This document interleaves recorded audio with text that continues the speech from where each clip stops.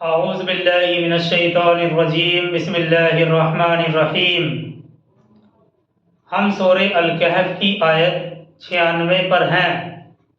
آتونی زبر الحدید، لاؤ میرے پاس تختے لوہے کے، حتی اذا ساوا بین الصدفین، یہاں تک کہ جب اس نے برابر کر دیا دونوں اونچائیوں کے درمیان کی جگہ کو۔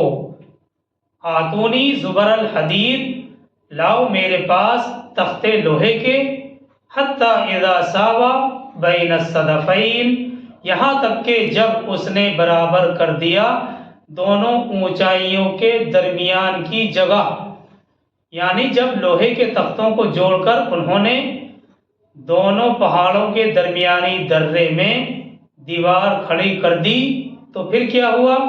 اس سے آگے ہے قال انفخوا، اس نے کہا اب آگ دہکاؤ، یعنی ذوالقرنین نے بڑے پیمانے پر آگ جلا کر ان تختوں کو گرم کرنے کا حکم دیا۔ پھر اس کے بعد کیا ہوا؟ حتی اذا جعلہ نارا، یہاں تک کہ جب اس نے بنا دیا اس کو آگ کی مانند، یعنی جب لوہے کے وہ تختے گرم ہو کر سرخ ہو گئے تو قال آتونی افرغ علیہ قطرہ، اس نے کہا لاؤ میرے پاس میں ڈال دوں اس پر پگھلا ہوا تانبا۔ حتی اذا جعلہ نارا، یہاں تک کہ جب اس نے اس کو بنا دیا آگ کی مانند، یعنی جب لوہے کے وہ تختے گرم ہو کر سرخ ہو گئے، قال آتونی افرغ علیہ قطرہ، اس نے کہا لاؤ میرے پاس میں ڈال دوں اس پر پگھلا ہوا تانبا۔ یہ آیت 96 میں ذوالقرنین کی محنت اور ساری قوم کے تعاون کی حالت اور کیفیت بیان کی گئی ہے، اور اس طرح ذوالقرنین نے لوہے کے تختوں اور پگھلے ہوئے تانبے کے ذریعے سے ایک انتہائی مضبوط دیوار بنا دی۔ تاریخی روایت کے مطابق یہ دیوار 50 میل لمبی، 29 فٹ اونچی اور 10 فٹ چوڑی تھی۔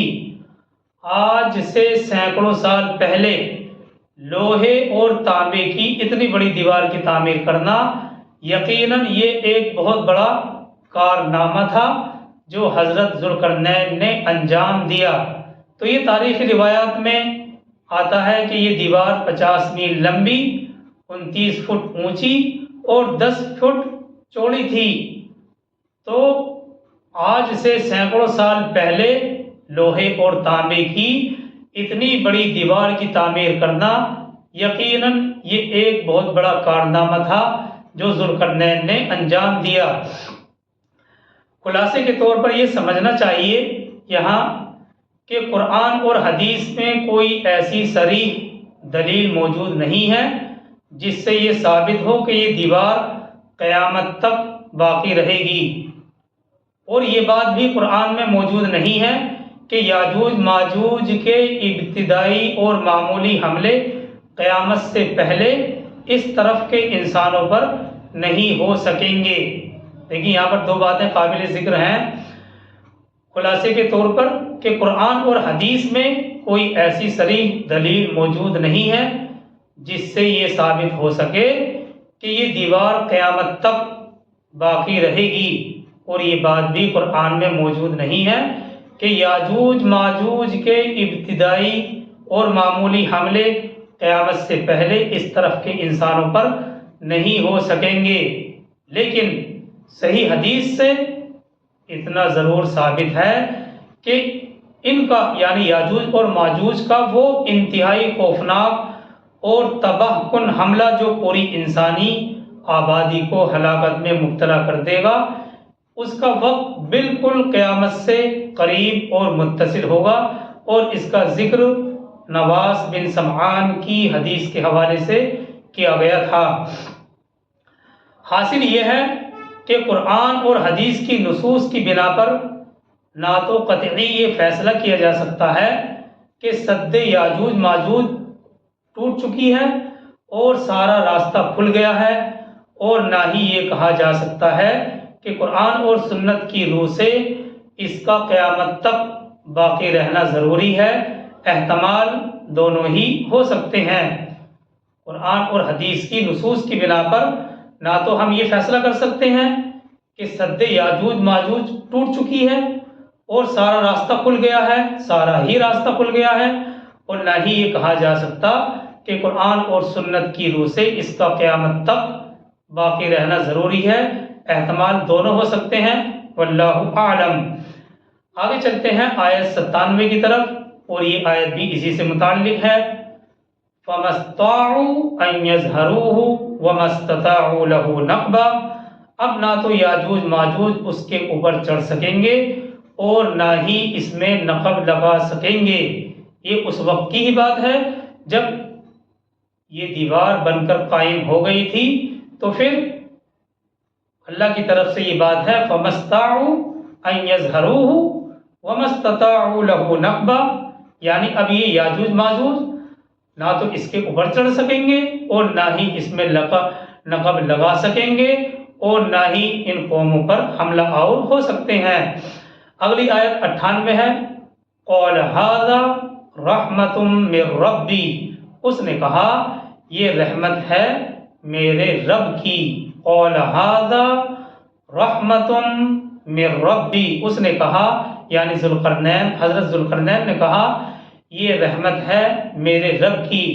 مطلب یہ ہے کہ اتنا بڑا کارنامہ سر انجام دینے کے بعد بھی ذوالقرنین کوئی کلمہ فخر اپنی زبان پر نہیں لائے، بلکہ انہوں نے یہی کہا کہ اس میں میرا کوئی کمال نہیں ہے، یہ سب اور سب اللہ ہی کی مہربانی سے ممکن ہوا ہے۔ فَإِذَا جَاءَ وَعْدُ رَبِّي جَعَلَهُ دَكَّا، اور جب آ جائے گا وعدہ میرے رب کا تو وہ کر دے گا اس کو ریزہ ریزہ، یعنی یہ دیوار ریزہ ریزہ ہو جائے گی۔ فَإِذَا جَاءَ وَعْدُ رَبِّي جَعَلَهُ دَكَّا، اور جب آ جائے گا وعدہ میرے رب کا تو وہ کر دے گا اس کو ریزہ ریزہ۔ چنانچہ نئے زمانے کے جو محققین ہیں ان کے نزدیک لمبے زمانے کے گزر جانے کے سبب یہ دیوار اب ختم ہو چکی ہے، صرف اس کے آثار اب بھی موجود ہیں جن سے اس کے مقام اور سائز وغیرہ کا پتہ چلتا ہے۔ اور اس آیت کا آخر ہے وَقَانَ وَعْدُ رَبِّي حَقًّا، اور میرے رب کا وعدہ سچا ہے۔ دیکھیے تفسیر عثمانی میں اس جگہ ہے کہ صرف خدا ہی کی مہربانی سے یہ روک قائم کی گئی اور متعینہ مدت تک یہ میعاد قائم رہے گی۔ اور صحیح حدیث سے یہ بھی معلوم ہو چکا ہے کہ حضرت عیسیٰ علیہ السلام کے بعد اور دجال کے قتل ہو جانے کے بعد قیامت سے قریب یاجوج ماجوج نکلیں گے، اور وہ اتنی کثیر تعداد میں ہوں گے جن کا شمار اللہ کے علاوہ اور کوئی نہیں جانتا، اللہ کے سوا کسی کو معلوم نہیں۔ دنیا ان کے مقابلے سے عاجز ہو جائے گی، واللہ عالم، اور اللہ ہی بہتر جانتے ہیں۔ آگے چلتے ہیں آیت 99 کی طرف۔ وَتَرَكْنَا بَعْضَهُمْ يَوْمَئِذٍ يَمُوجُ فِي بَعْضٍ، اور ہم چھوڑ دیں گے ان کو اس دن وہ ایک دوسرے میں گتم گتا ہو جائیں گے۔ وَتَرَكْنَا بَعْضَهُمْ يَوْمَئِذٍ يَمُوجُ فِي بَعْضٍ، اور ہم چھوڑ دیں گے ان کو اس دن وہ ایک دوسرے میں گتم گتا ہو جائیں گے، یعنی ان کی جو تعداد ہے وہ بہت زیادہ ہوگی۔ اور اسی طرح سے یاجوج ماجوج کی اس یلغار کو سورہ انبیاء میں بھی آیت 96 میں اس طرح بیان کیا گیا ہے حتی اذا فتحت یأجوج ومأجوج وہم من کل حدب ینسلون، یہاں تک کہ جب یاجوج ماجوج کھول دیے جائیں گے وہ ہر پہاڑی کی ڈھلان سے اترتے ہوئے نظر آئیں گے۔ دیکھیے یہی کیفیت چینیوں کے بارے میں بھی ایک مرتبہ اخبار نے بیان کی تھی، جب انہوں نے چڑھائی کی تھی تو وہ اس طرح سے اترتے ہوئے آ رہے تھے ڈھلان پہ سے۔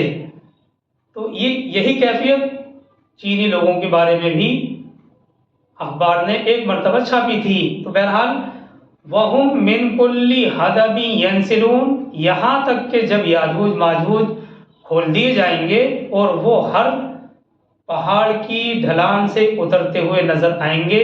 اس آیت 58 میں جو یہ لفظ آیا ہے فَإِذَا جَاءَ وَعْدُ رَبِّي، یعنی جب میرے رب کے وعدے کا وقت آئے گا۔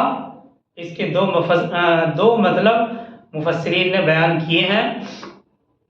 اس سے مراد اس دیوار کی تباہی کا وقت بھی ہو سکتا ہے، اور وہ گھڑی اور ساعت بھی جو اللہ نے ہر چیز کی موت اور فنا کے لیے مقرر کر دی ہے، یعنی قیامت۔ یہاں اس آیت 98 پر یہ قصہ ذوالقرنین مکمل ہو جاتا ہے۔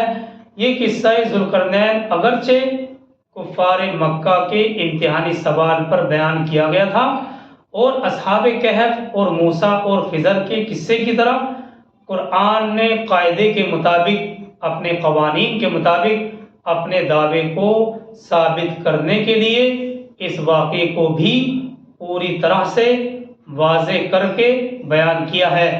اس واقعے میں جو اصل چیز ہمیں بتلائی گئی ہے اور اس واقعے میں جو ہمارے لیے اصل سبق ہے وہ یہ ہے کہ ذوالقرنین جس کی عظمت کا حال تم نے سنا ہے، یہ محض ایک فاتح اور بادشاہی نہیں تھے، بلکہ وہ توحید پرست تھے اور آخرت کے قائل بھی تھے، عدل اور انصاف اور فیاضی کے اصولوں پر عمل بھی کرتے تھے۔ اے کفار مکہ، وہ تم لوگوں کی طرح نہیں تھے کہ ذرا سی سرداری ملی اور سمجھ بیٹھے کہ ہم جیسا کوئی دوسرا نہیں ہے۔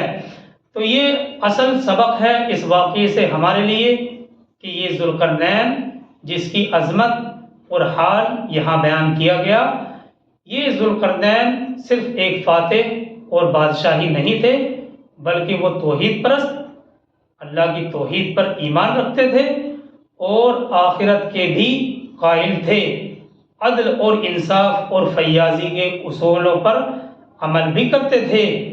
اے کفار مکہ، وہ تم لوگوں کی طرح نہیں تھے کہ ذرا سی سرداری ملی اور تم سمجھ بیٹھے کہ ہم جیسا دوسرا نہیں ہے۔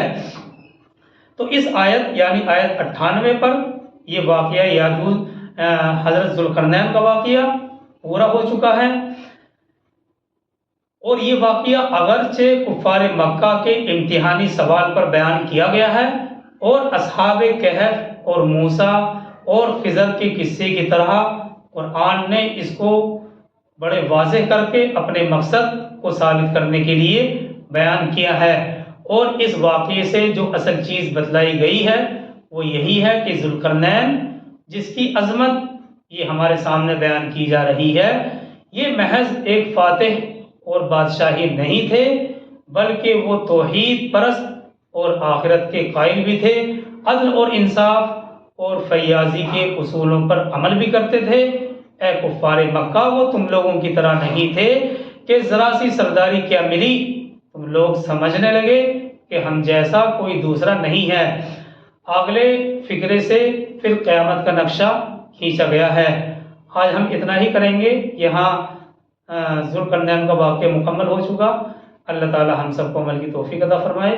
سبحان اللہ و بحمدہ، سبحانک اللہم و بحمدک، ونشہد ان لا الہ الا انت ونستغفرک ونتوب الیک۔ سبحان ربک رب العزۃ عما یصفون وسلام علی المرسلین والحمد